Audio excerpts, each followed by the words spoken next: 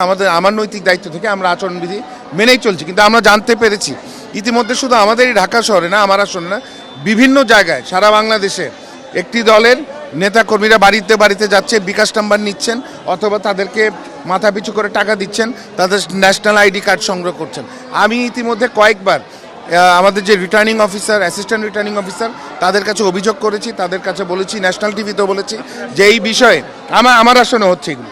আমার আসলে এখানে অনেকগুলি ওয়ার্ডের যেখানে আমাদের এলাকার ভোটাররা বলেছে যে এসে তাদের কাছে ন্যাশনাল আইডি কার্ড নিয়েছে, আবার কিছু ভোটাররা বলেছে তাদের বিকাশ নাম্বার চেয়েছে, আবার কিছু ভোটাররা ভয় সামনে আসতে চায় না, কিন্তু তারা বলছেন যে তারা তাদেরকে টাকা পয়সা দিচ্ছে, অফার করেছে। আমি মনে করি জামাতে ইসলাম এই মুহূর্তে আওয়ামী লীগের কায়দায় চলে গেছে।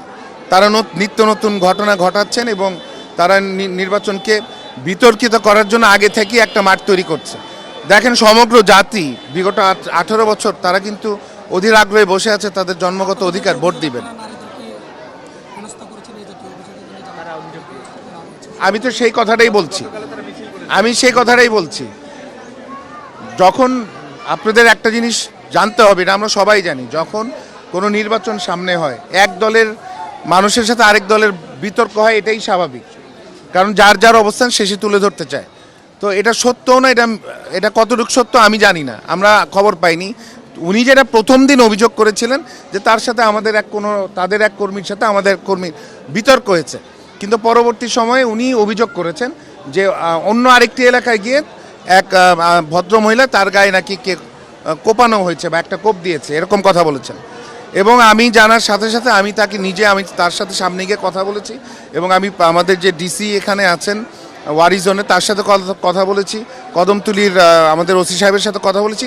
এবং মজার জিনিসটা হচ্ছে যে তারা যেই ঘটনাটা সাজিয়েছেন, যেই জায়গার কথা বলেছেন, ঠিক সন্ধ্যাবেলায় আমাদের ডিসি জোনের মানে ওয়ারি ডিসি জোনের এডিসি মহোদয়, আমাদের কদমতলীর ওসি সাহেব এবং আমাদের ওয়ার্ড বিএনপির সিনিয়র নেতৃবৃন্দ, জামাতের সিনিয়র নেতৃবৃন্দ ওই যেই স্থানের কথা বলেছেন ওইখানেই গিয়েছে, কিন্তু ওইখানে কোনো মানুষ কোনো ঘটনা ঘটেছে বর্ণনা দিতে পারে না। এবং তারা প্রথম অবস্থায়, না এটা একটু নিতে হবে, প্রথম অবস্থায় তারা বিএনপির এক কর্মীর কথা বলেছে, কিন্তু পরক্ষণে আবার তারা সেটার থেকে সরে এসেছে।